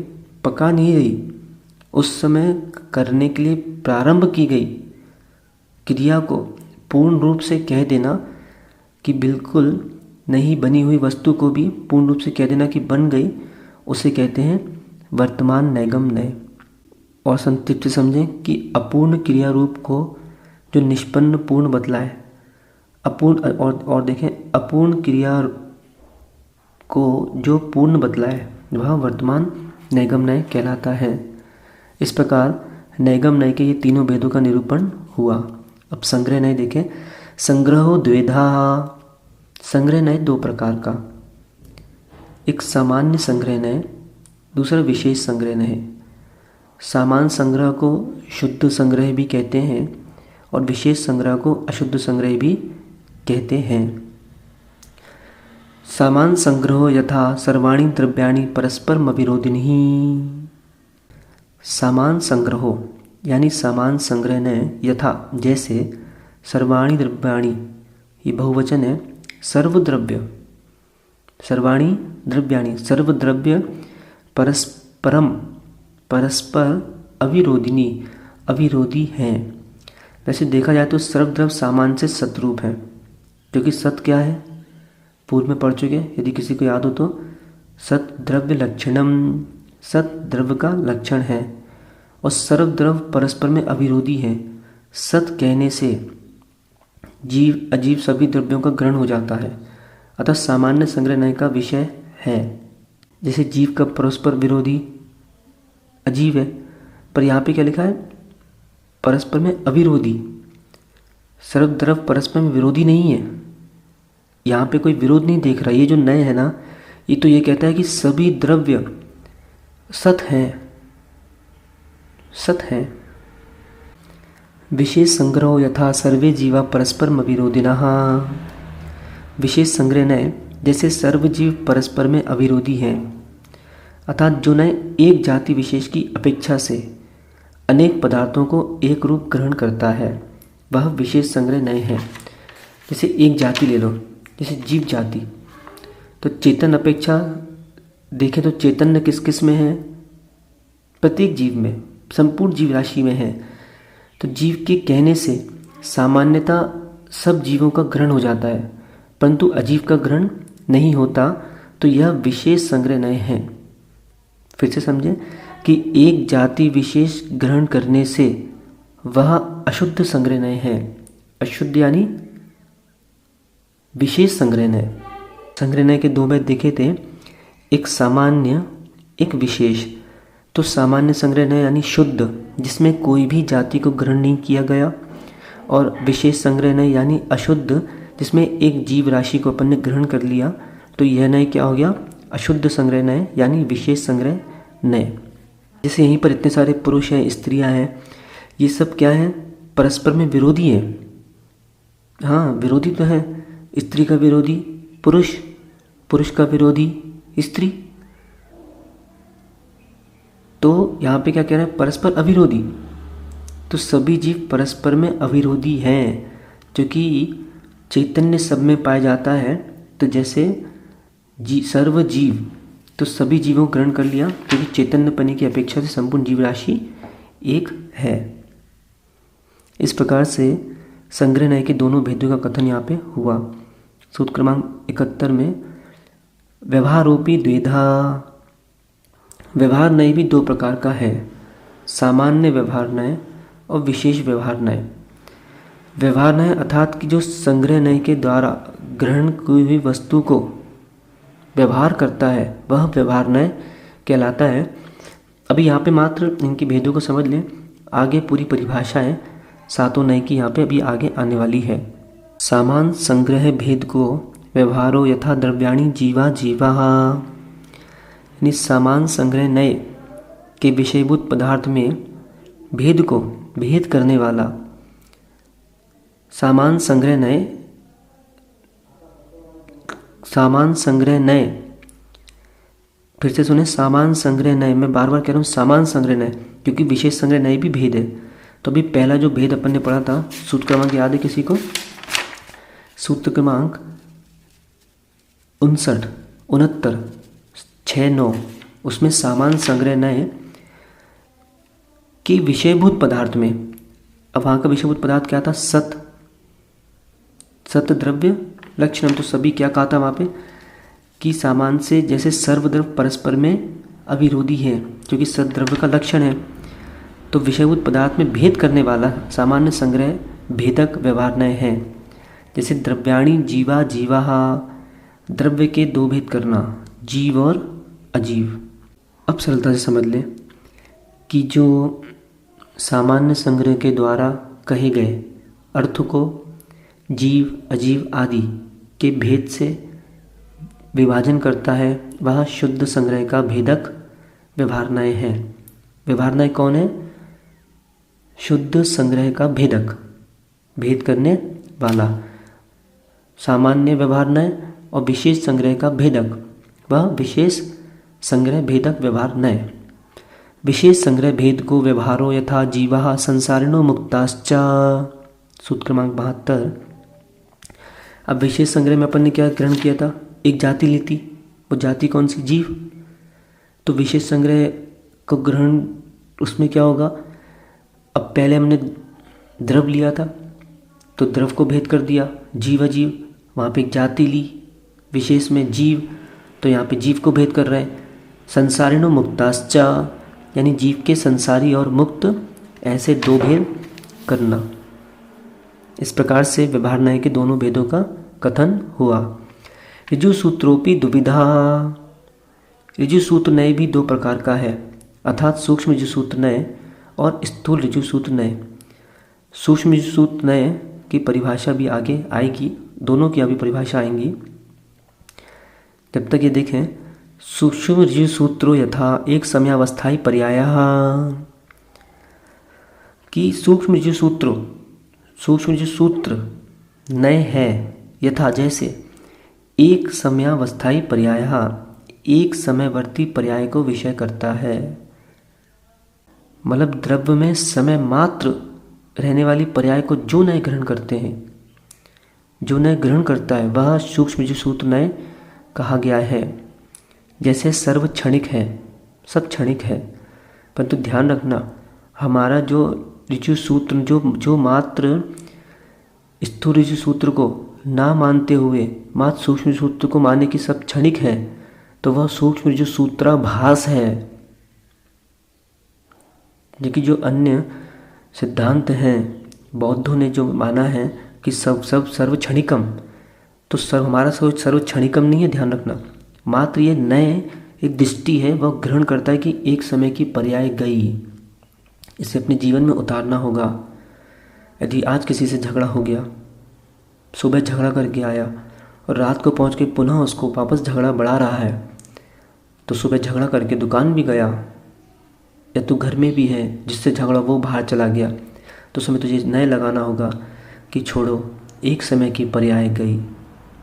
ये सूत्र को एक समय की पर्याय गई इसे ऐसे लिख के अपने घरों में लगाओ, जिससे कि जब कभी भाव अशुभ हो और स्वयं में भी यदि स्वयं ने भी पाप किया है, भाव अशुभ हो रहे हों, तो उसका प्रायश्चित आलोचना करना, उसे बार बार स्मरण न करके अपना कुमरण मत करा लेना, यही विचारना एक समय की पर्याय गई। यहाँ पे अर्थ पर्याय का ग्रहण किया कि अर्थ पर्याय की अपेक्षा समय मात्र काल है, क्योंकि प्रति समय प्रवर्तमान अर्थ पर्याय में वस्तु परिणमन को विषय करने वाला यह नय कहलाता है सूक्ष्म ऋजु सूत्र नय। स्थूल ऋजु सूत्र यथा मनुष्यादि पर्यायास तदायु प्रमाण कालम तिष्ठन्ति। अब यहाँ देखिए कि जो नय प्रमाण काल यानी अनेक समयवर्ती स्थूल पर्याय को विषय करता है। क्या अंतर हुआ? सूक्ष्म ऋजु सूत्र नय शब्द ही कह रहा है सूक्ष्म छोटा, स्थूल बड़ा, यानी सूक्ष्म यानी एक समयवर्ती पर्याय को ग्रहण करता और स्थूल यानी अनेक समयवर्ती पर्याय को विषय करता है। यथा जैसे मनुष्यादि पर्याय मनुष्य देव नारकी त्र्यंच तद आयु प्रमाण कालम तिष्ठन्ति, यानी तद वह अपनी अपनी आयु प्रमाण काल तक रहती हैं, अर्थात अपनी स्थिति पर्यंत रहने वाली मनुष्यादि पर्याय को उतने काल तक जब तक रहेंगी तब तक कहता है वह ऋजुसूत्र नय कहलाता है। जैसे मनुष्य आदि पर्याय स्थिति काल तक रहेंगी, तो उत्ते काल तक उसे मनुष्य आदि कहना, ये किसका विषय है? स्थूल ऋजुसूत्र नय का विषय बनता है। इस प्रकार से ऋजुसूत्र नय के दोनों भेदों का कथन हुआ। शब्द समभिरूढ़ एवं भूता नया प्रत्येक मेके का नया। शब्द समभिरूढ़ एवं भूत, इन तीनों नयों में से प्रत्येक नय, प्रत्येकम एक एक, प्रत्येकम एक एक, यानी प्रत्येक एक एक प्रकार का है। शब्द नय एक प्रकार का, समभिरूढ़ नय एक प्रकार का और एवं भूत नय एक प्रकार का। शब्द नयो यथा दारा भार्या कलत्रम जलम आपा। शब्द नय यहाँ पर कह रहे हैं कि जैसे दारा, भार्या, कलत्र अथवा जल व आप, ये एकार्थवाची हैं। ये शब्द नय जो है, ये लिंग, संख्या, साधन आदि व्यभिचार जो है उसको छोड़कर शब्द के अनुसार अर्थ को स्वीकार करता है, वह शब्द नय है। इसकी और परिभाषा आदि आएगी। समभिरूढ़ नयो यथा गौ पशु। सम अभिरूढ़ यानी नाना अर्थों को सम अर्थात छोड़कर प्रधानता से एक अर्थ में रूढ़ जो होता है वह समभिरूढ़ नय है। जैसे गो शब्द के अनेक अर्थ पाए जाते हैं, तथापि वह पशु अर्थ में रूढ़ है। ऐसे इस प्रकार से यह क्या कहलाता है? समभिरूढ़ नय। यानी संक्षिप्त में समझे तो नाना अर्थों को ना लेकर एक में रूढ़ कर देना, वह समभिरूढ़ नय है। जब लघु नय चक्र पढ़ेंगे तो उसमें इसके दो भेद बनते हैं, शब्द को अर्थारूढ़ और अर्थ को शब्दारूढ़। तो इसको विस्तार से वहीं पे देखेंगे। अभी यहाँ मात्र संक्षिप्त पढ़ रहे हैं, क्योंकि यदि ज़्यादा विस्तार से जाएंगे तो ये संक्षिप्त भी आपको अभी समझ में नहीं आएगा। एवं भूत नयो यथा इंदतीति इंद्रः। जिस नय में वर्तमान क्रिया की प्रधानता होती है, एवं होते यथा इंदत इति इंद्रः, यानी इंदन क्रिया को करता है जिस समय देवराज, उसी समय वह इस नय की दृष्टि से इंद्र कहा जाता है। और लघु नय चक्रादि ग्रंथ में कि मन वचन काय चिट्ठाईम, मन वैण काय चिट्ठाईम, इस प्रकार की गाथा आई है कि मन वचन काय की क्रिया से जम जम करे कम्मम तम तम खुणाम जुत्तो। मतलब जिस समय जो जीव जो क्रिया कर रहा है उस समय वह है, यह नय वह ग्रहण करता है। एवं भूत नय वर्तमान क्रिया की प्रधानता से जो ग्रहण करता है वह एवं भूत नय कहलाता है। जैसे कोई कपड़े धो रहा है उस समय उसको धोबी कहना, कोई दाढ़ी बना रहा है उस समय उसको नाई कहना। इस प्रकार से एवं भूत नय का विषय मात्र वर्तमान क्रिया होता है। वो कुर्सी पे बैठे हुए जीव को इंद्र नहीं कहेगा, तो इंधन क्रिया के समय ही इंद्र कहेगा। वर्तमान क्रिया को प्रधानता से कथन करता है। ये सातों नय जो हैं मात्र ये विषयों को अपने अपने तद्रूप ग्रहण करते हैं, किसी अन्य विषय को नहीं छेड़ते हुए। तो यहाँ पे इस प्रकार से ऋजुसूत्र नय का कथन होकर शब्द समभिरूढ़ एवं भूत नय का कथन पूर्ण हुआ। अभी हमने क्या देखा? द्रव्यार्थिक नय के कितने? 10 गिनते जाओ। पर्यार्थिक नय के 6, नैगम नय के 3, संग्रह नय के 2, व्यवहार नय के 2, ऋजुसूत्र नय के 2, शब्द 1, समभिरूढ़ 1, एवं भूत के कितने? 1। इस प्रकार से ये 3, इस प्रकार ये 28 भेदों का कथन यहाँ पे पूर्ण हुआ। अब उपनय के भेद यहाँ पे कहने जा रहे हैं। पूर्व में परिभाषा पढ़ी थी नयनाम समीपा उपनया, यानी जो नयों के समीप हैं वह उपनय कहलाते हैं। उपनय भेदा उच्यन्ते, उपनय के भेदों को कहते हैं। वैसे मूलतः उपनय यहाँ 3 प्रकार के कहे हैं: सद्भूत व्यवहार नय, असद्भूत व्यवहार नय और उपचरित असद्भूत व्यवहार नय। सूत्र क्रमांक 81। सद्भूत व्यवहारो द्विधा। सद्भूत व्यवहार नय दो प्रकार का है। कौन कौन सा?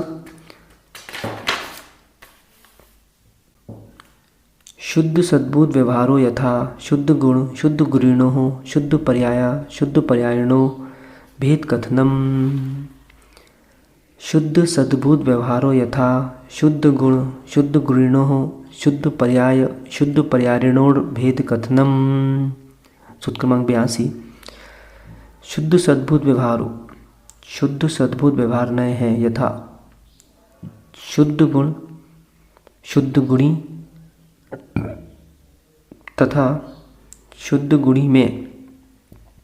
फिर से देखें, शुद्ध गुण शुद्ध गुणी में तथा शुद्ध पर्याय अशुद्ध पर्यायी में जो नय भेद का कथन करता है वह शुद्ध सद्भूत व्यवहार नय है। यानी कर्मोपाधि निरपेक्ष शुद्ध जीव, गुणी औच्छायिक शुद्ध ज्ञान गुण में तथा सिद्ध जीव व सिद्ध पर्याय में लक्षण प्रयोजन के द्वारा भेद करके शुद्ध गुण में शुद्ध द्रव्य में गुण और गुणी के विभाग के एक मुख्य लक्षण को कहने वाला शुद्ध सद्भूत व्यवहार नय है। समझ आया? चलो संक्षेप से समझ लें कि शुद्ध गुण और शुद्ध गुणी। गुणी यानी द्रव्य। यदि द्रव्य शुद्ध होगा तो गुण भी शुद्ध होगा। द्रव्य शुद्ध होगा, पर्याय अर्थात द्रव्य लेना है। फिर से द्रव्य शुद्ध होगा तो उसकी पर्याय भी शुद्ध होगी। ऐसा नहीं होगा कि वर्तमान में यहाँ पे द्रव्य शुद्ध हो और पर्याय उसकी मनुष्य हो। तो शुद्ध पर्याय यहाँ पे देखिए, यहाँ ये नहीं लिखा कि शुद्ध पर्याय और अशुद्ध पर्याय, यहाँ के लिखा शुद्ध पर्याय और शुद्ध पर्याय। यानी इससे यह स्पष्ट हो जाता है कि गुण शुद्ध तो गुणी शुद्ध, पर्याय शुद्ध तो पर्यायी शुद्ध। यानी वर्तमान में कि भाई आत्मा वर्तमान में शुद्ध है तो ठीक है, त्रैकालिक शुद्ध है, ये एक दृष्टि से है। दृष्टि तो ग्रहण करेंगे कि एक दृष्टि से ये शुद्ध है, परंतु अभी संसार में कर्म सापेक्ष है तो अशुद्ध पर्याय है और इसमें अशुद्ध पर्याय है। अशुद्ध गुण है। अच्छा बताओ कौन से ज्ञानी हो अभी तुम? मतिशुद्ध ज्ञानी। और मतिशुद्ध ज्ञानी क्या पढ़ा था अपन ने? विभाव गुण व्यंजन पर्याय मत्ता दिया। यानी विभाव गुण व्यंजन पर्याय मत्ता दिया। और ऊपर क्या पढ़ा? विभाव व्यंजन पर्याय चरम शरीर किंचन व्यंजन पर्याय पर्याय चतुर्शीति लक्षण योनिया और नरकादि पर्याया। यानी विभाव द्रव्य व्यंजन पर्याय नरकादि पर्याय है और उसमें विभाग गुण क्या है? मति ज्ञान। अब जब स्पष्ट है कि एक ज्ञान होगा, तत्वासूत्र नहीं पढ़ा क्या? एकादनि भाज्यानि युगपदे कस्मिन् चतुर्भ्या। यानी एक बार में एक ज्ञान होगा।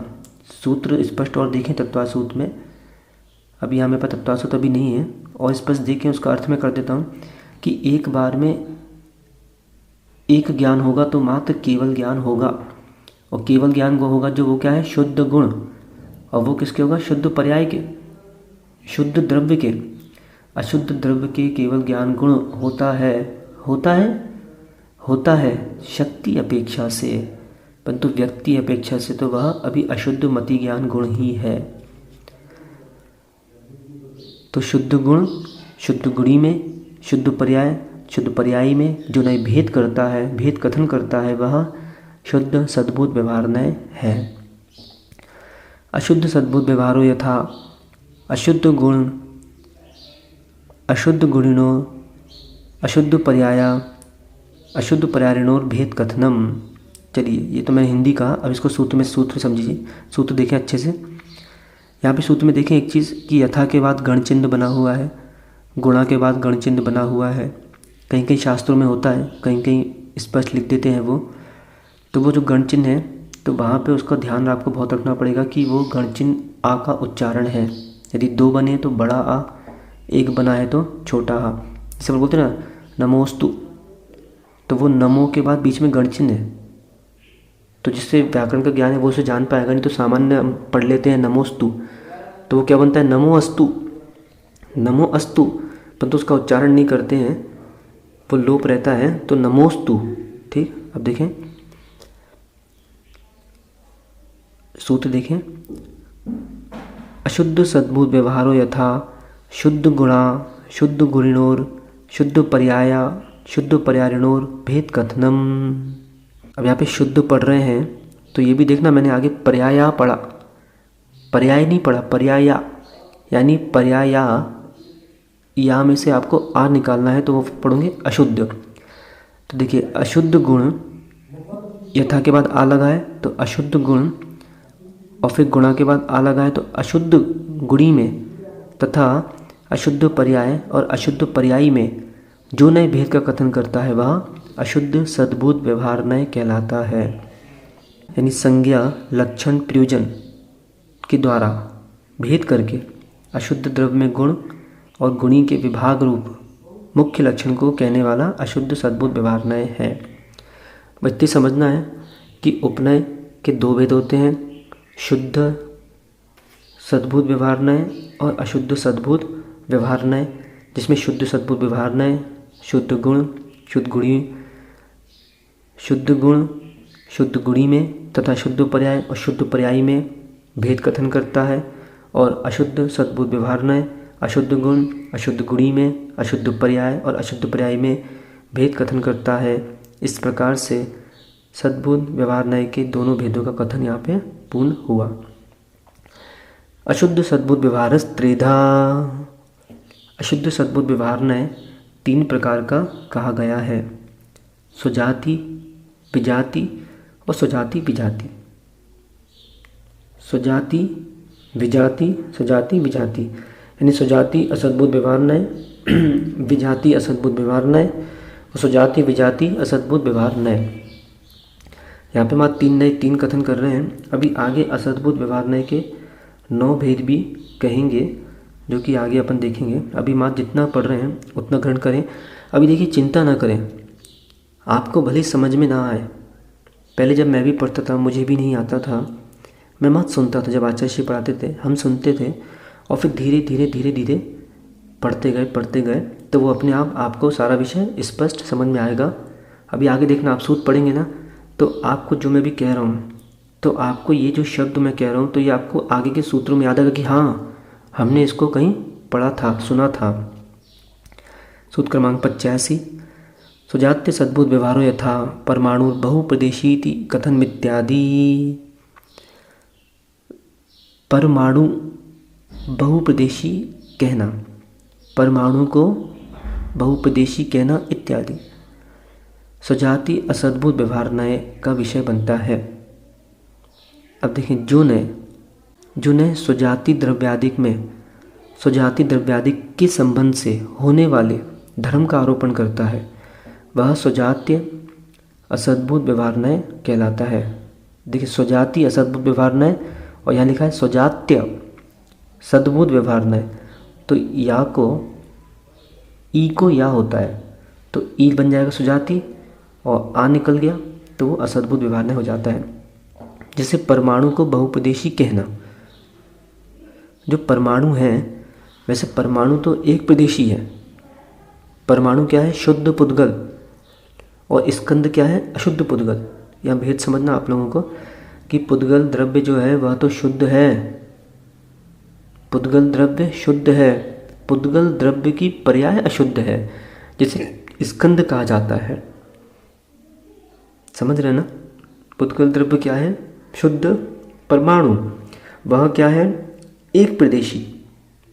लेकिन यहाँ क्या कह रहे हैं कि उसको उस परमाणु जब अन्य परमाणुओं के साथ संबंध रखता है तो वह बहुप्रदेशी हो जाता है। तो यहाँ पे परमाणु को बहुप्रदेशी कह रहे हैं क्योंकि अन्य परमाणु से संबंध रखता है। तो अन्य परमाणु क्या है? सुजाति, उसी की जाति क्या है ना। जैसे मनुष्य मनुष्य, पुरुष पुरुष पुरुष पुरुष पुरुष, तो ये पुरुष पुरुष कौन सी जाति के हो गए? एक जाति के। पुरुष स्त्री विजाति, ये अन्य जाति के हो गए। तो पुरुष पुरुष पुरुष पुरुष पुरुष, ऐसे परमाणु परमाणु परमाणु परमाणु परमाणु। तो सुजाति द्रव्य में सुजाति द्रव्य का संबंध हो रहा है, परमाणु के साथ बाकी परमाणु का सुजाति द्रव्य का ही संबंध हो रहा है। इस कारण से इसे क्या कह रहे हैं, परमाणु को सरलता से समझ लें, परमाणु को बहुपदेशी कहना। बस सुजाति असद्भुत व्यवहार का विषय क्या बनेगा, परमाणु को बहुपदेशी कहना। विजात्य सद्भुत व्यवहारो यथा मूर्त मति ज्ञानम यतो मूर्त द्रव्येण जनितम। विजाति असद्भुत व्यवहार उपनय जैसे मति ज्ञान मूर्त है। मति ज्ञान मूर्त है क्योंकि मूर्त द्रव्य से उत्पन्न हुआ है। थोड़ा ध्यान से समझें थोड़ा सूत्र को, थोड़ा सा कठिन लगेगा आपको परंतु आराम से समझ में आएगा। विजात्य सूत्र देखें, सूत्र क्रमांक 86। विजात्य ई को या हुआ है तो यहाँ पे असद्भुत व्यवहार, और ई को या किया तो विजाति। विजाति असद्भुत व्यवहार, इसकी संधि क्या हो जाती है, विजात्य सद्भुत व्यवहार। यथा विजाति असद्भुत व्यवहार हो, यथा जैसे मूर्तम मति ज्ञानम, मति ज्ञान मूर्त है। यह तो क्योंकि मूर्त द्रव्येण, मूर्त द्रव्य से जनितम उत्पन्न हुआ है। अब यहाँ ये ध्यान रखना होगा कि मति ज्ञान, तो ज्ञान जो है वह आत्मा का गुण है, ठीक है ना। आत्मा क्या है, चेतन। तो आत्मा चेतन है और ज्ञान जो है वह आत्मा का गुण है। तो जब द्रव्य जो है चेतन है तो ज्ञान भी द्रव्य चेतन है, अमूर्तिक है, तो ज्ञान कैसा होना चाहिए, अमूर्तिक। क्योंकि अमूर्त द्रव्य से उत्पन्न हुआ तो अमूर्त होना चाहिए, परंतु यहाँ पर क्या कह रहे हैं, मति ज्ञान मूर्त है। क्यों मूर्त है, आत्मा जो है अभी वर्तमान में अशुद्ध है। जो द्रव्य संग्रह में थी गाथा पढ़ी होगी, वर्णस पंचगंधा दो फासा अठड़छ्या जीवे रोसंती अमुत्ति तदो व्यवहारा मुत्ति बंधा दो। अर्थात वर्ण रस पंच, 5 वर्ण 5 रस, गंधा दो गंध सुगंध और दुर्गंध, फासा 8 स्पर्श, रोसंती जिसमें नहीं होते, रोसंती अमुत्ति वह अमूर्तिक, और व्यवहारा दो मुत्ति बंधा दो, और व्यवहार से मूर्तिक है। क्यों, बंध होने से। तो आत्मा का अभी बंध किससे है, कर्मों से। तो आत्मा कर्मों से बंध होने के कारण अभी आत्मा व्यवहार से मूर्तिक है। और आत्मगुण में पौद्गलिक मूर्त तत्व गुण कहा गया है, यानी मूर्तमति ज्ञान मूर्त है क्योंकि भी आत्मा क्या है, मूर्तिक। तो मूर्त द्रव्य से उत्पन्न हो रहा है। वर्तमान में जो मति ज्ञान है वो तो आत्मा मूर्तिक है, तो मूर्त द्रव्य, और मति ज्ञान किससे उत्पन्न हुआ, द्रव्य से। द्रव्य में है ना मति ज्ञान, तो यहाँ पे जनितम, क्योंकि मूर्त द्रव्य से उत्पन्न होने के कारण मति ज्ञान को मूर्त कहा है। ये विजातीय असद्भुत व्यवहार न्याय का कथन है। क्योंकि ध्यान रखना, अमूर्त से मूर्त का बंध नहीं होता। यदि मूर्त नहीं है तो मूर्त से स्खलित क्यों होता। मति ज्ञान मूर्त द्रव्य से स्खलित होता है, अतः मति ज्ञान को मूर्त कहना सत्य है, सर्वथा असत्य भी नहीं है। समझ गए।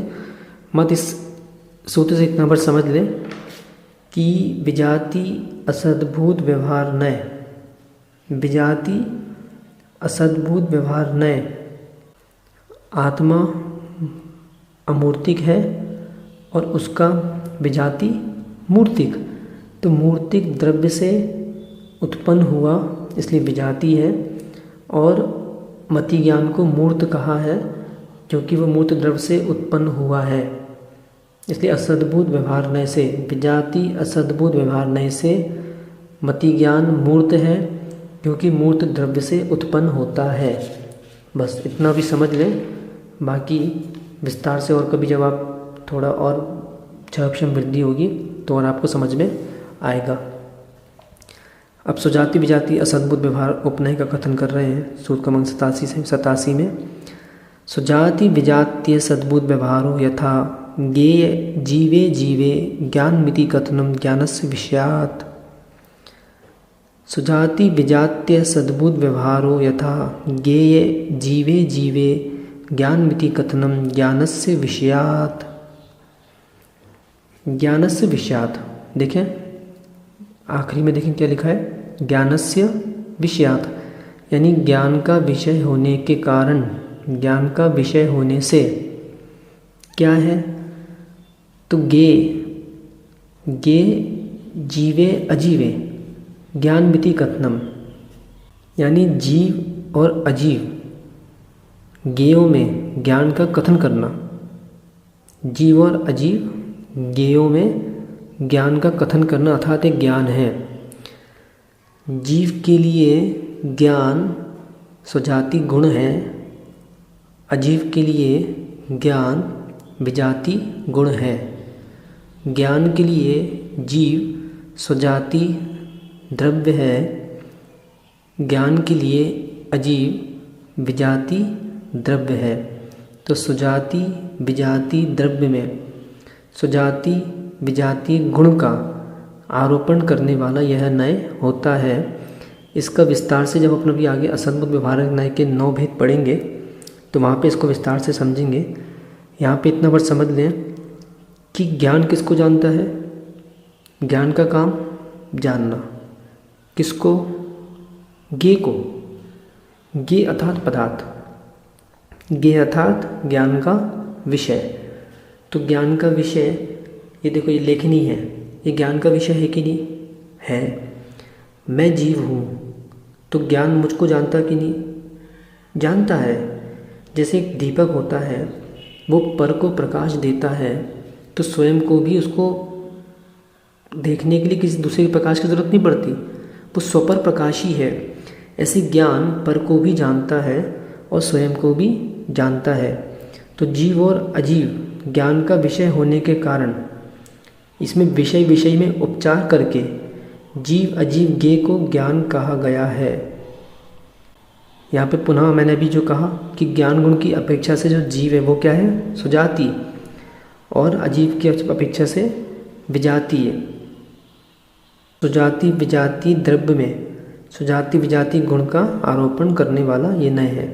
मतलब समझ लें कि जीव अजीव ज्ञेयों को ज्ञान कहना, इस नय का विषय क्या बनेगा, जीव अजीव ज्ञेयों को ज्ञान कहना। तो इस प्रकार से 3 सूत्रों में यहाँ पर असद्भुत व्यवहार उपनय का कथन समाप्त हुआ। अब यहाँ 3 सूत्रों के द्वारा 88, 89 और 90 उपचरित असद्भुत व्यवहार नय का कथन यहाँ पर आचार्य भगवान करने जा रहे हैं। उपचरिता सद्भुत व्यवहार त्रेधा।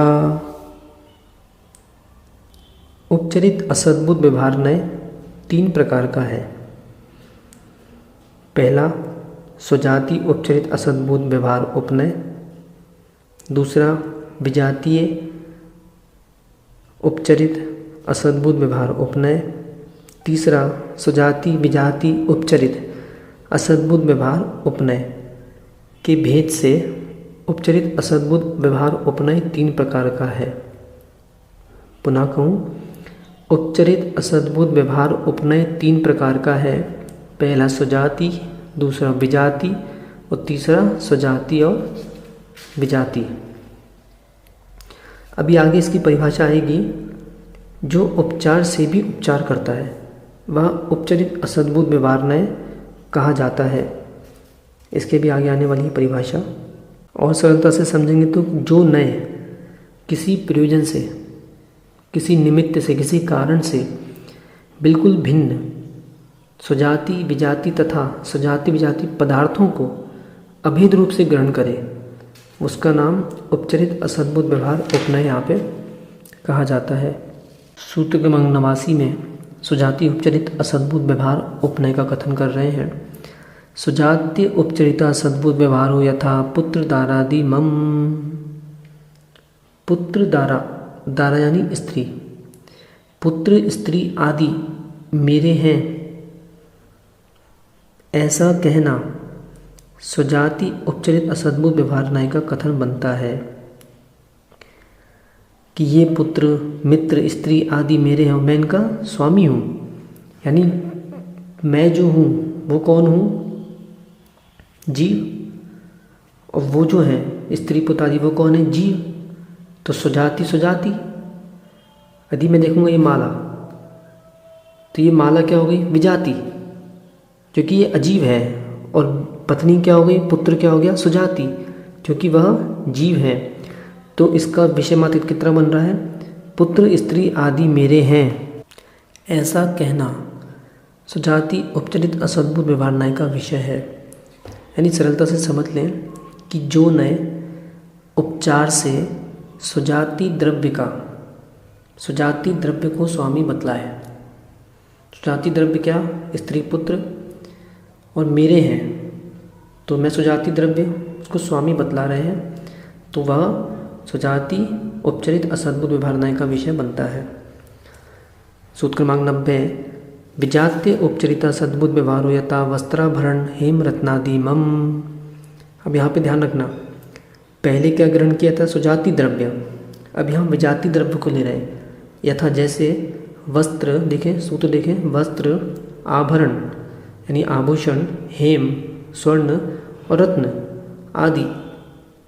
वस्त्र आभरण यानी आभूषण, हेम यानी स्वर्ण और रत्नादि। रत्नादि से अनेक ले लें, रत्नादि ले लें, घड़ी है आपकी, और जो सामग्रियां हैं जो विजाती हैं, ध्यान रखना अजीब है, वे सब मेरे हैं। सोना चांदी आदि अपनी जाति के द्रव्य नहीं है। वे कौन है? विजाति। मैं कौन हूँ? सुजाति। और वो जैसे वस्त्र पहने, ये वस्त्र क्या है? विजाति। ये शर्ट किसकी है? तो क्या बोलोगे? महाराज जी मेरी है। तो ये आत्मरूप नहीं है, ध्यान रखना, असद्भूत है, आत्मभूत नहीं है। तेरा तो मात्र तू ही है। ये जितने भी तेरे को परद्रव्य दिख रहे हैं संसार में, ये तेरे है ही नहीं। यदि तेरे है तो इनका वियोग क्यों हो जाता है? ये साथ में क्यों नहीं रहते? तथापि लोकोपचार में यथार्थ स्वामीपना पाया जाता है। ये लोकोपचार है ये तो मात्र कि ये मेरा वो मेरा। पूछे मकान किसका है? तो मेरा मकान। तो ये किसका कथन, किसका विषय बनेगा? विजाति उपचरित असद्भुत व्यवहार उपनय है। विजाति उपचरित असद्भुत व्यवहार उपनय से वस्त्र आभूषण स्वर्ण रत्नादि मेरे हैं। इस प्रकार से 90 नंबर सूत्र का विषय बनता है। अब सूत्र 91 में आइए। सुजाति विजाति उपचरिता सद्भुत व्यवहारो यथा देश राज दुर्गादि मम। सुजाति विजात्य उपचरिता सद्भुत व्यवहारो यथा देश राज दुर्गादि मम। यहाँ कह रहे हैं यथा, जैसे देश राज्य दुर्ग आदि मेरे हैं। ये सुजाति विजाति उपचरित असद्भुत व्यवहार उपनय का विषय है। अब यहाँ पर ध्यान रखना कि यहाँ पे सुजाति विजाति क्यों कहा? क्योंकि यहाँ पे मिश्र द्रव्य का स्वामीपना बतलाया गया है। क्योंकि देश अब जैसे है, अभी मैं यहाँ बैठा हूँ तो मैं कहाँ हूँ? देश में। और ये माला कहाँ है?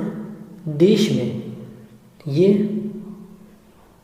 अचेतन और मैं सचेतन, तो दोनों ही प्रकार के पदार्थों का समावेश इसमें रहता है। मैं की अपेक्षा से देशादि में रहने वाले सचेतन पदार्थ तो सुजाति हैं और जितने अचेतन पदार्थ हैं वे विजाति हैं। तो इस प्रकार यह देश अथवा राज्य मेरा है ऐसा ग्रहण करना, ऐसा कहना सुजाति विजाति उपचरित असद्भुत व्यवहार उपनय का कथन है। कुल मिला के सार इतना है कि जो चेतन पदार्थों को अपना बतलाए वह सुजाति, जो अचेतन पदार्थों को अपना बतलाए वह विजाति, और जो चेतन अचेतन मिश्र पृथक पदार्थों को अपना बतलाए वह सुजाति विजाति। अब पृथक क्यों लगा दिया महाराज जी आपने? पृथक मतलब चलिए पहले भी लगा लीजिए कि चेतन पृथक पदार्थों को अपना बतलाए, अचेतन पृथक पदार्थों को अपना बतलाए और चेतन अचेतन मिश्र पृथक पदार्थ को अपना बतलाए, वह तीनों नए यहाँ पे ग्रहण हो जाते हैं। तो सरलता से फिर से देखें, सुजाति का विषय पुत्र दारादि मम मेरे हैं, पुत्र दारा आदि मेरे हैं। सूत्र 90 में विजाति का विषय वस्त्र आभूषण हेमरत्न मेरे हैं, और सूत्र 91 में देश राज्य दुर्गादि मेरे हैं। इस प्रकार से यहाँ पर 3 सूत्रों के द्वारा उपचरित असद्भुत व्यवहार उपनय के तीनों भेदों का कथन यहाँ पे पूर्ण हुआ। अब यहाँ पे नयों के भेद पूरे हो चुके हैं। अब सूत्र 92 से गुण व्युत्पत्ति अधिकार यहाँ पे प्रारंभ हो रहा है, तो ध्यान से सुने।